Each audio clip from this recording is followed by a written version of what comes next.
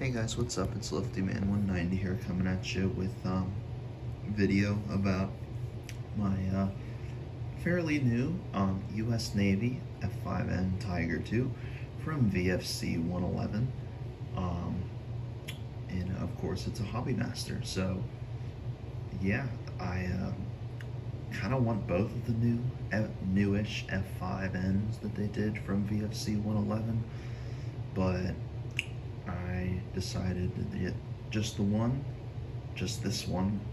I think it looks considerably better than the other one. Not that the other one looks bad, but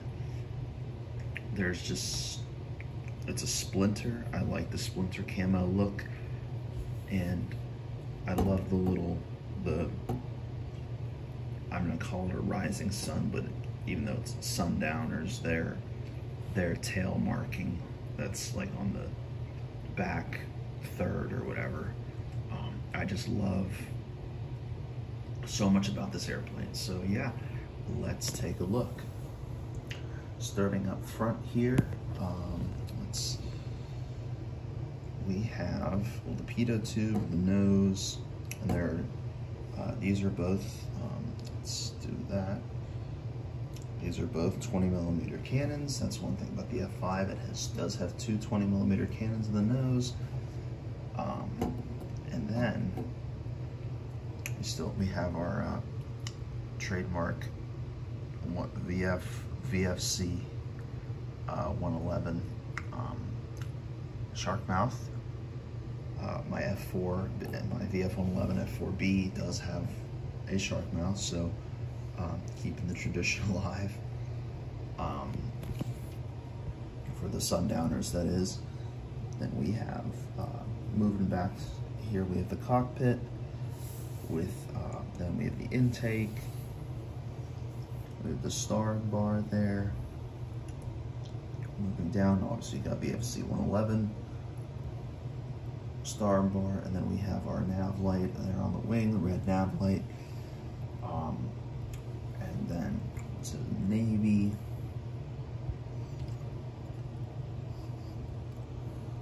And even though it's a Navy airplane, it doesn't have the standard like Navy like bureau number. It's like 1615, and now they're into 17s. Obviously that's more this is more along the lines of an Air Force style year. I would assume this means it's a 76 model year or something like that. Even though I don't even think this airplane was originally built for the United States, I would assume it came from I feel like it probably came from Switzerland. Not 100% sure on that one, but I do think that there are some ex-Swiss F5s flying with the US Navy. I'm pretty sure about that one though.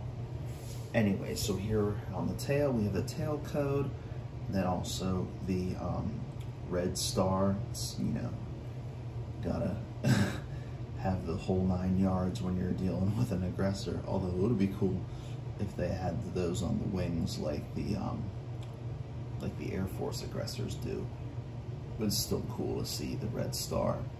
And then you have the rising sun on the tail.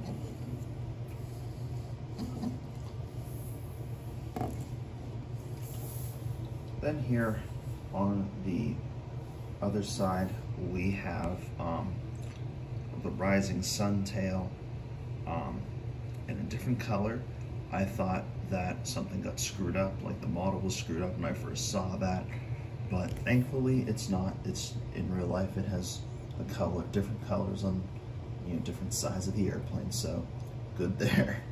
Then it's pretty much the same going back down the airplane.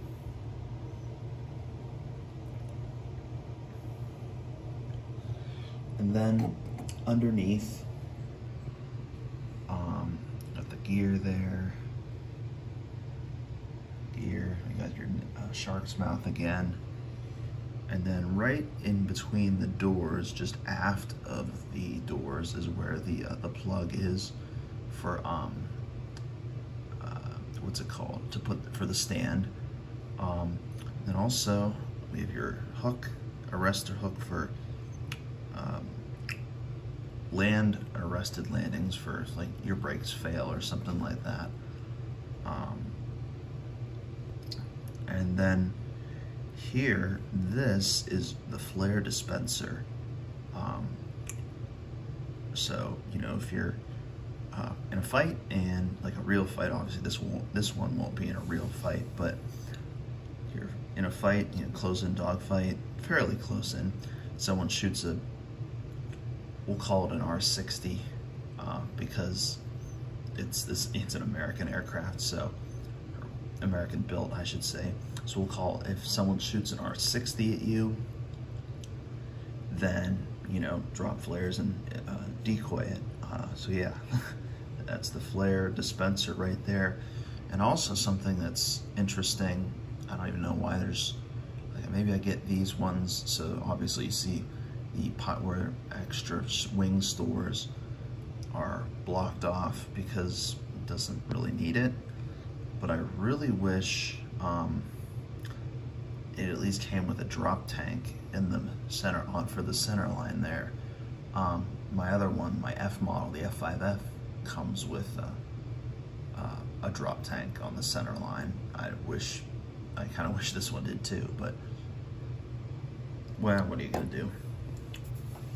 I'll take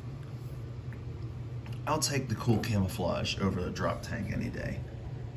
So yeah, I think I'm gonna end this one here. Thank you guys so much for watching, and we will see y'all in the next one.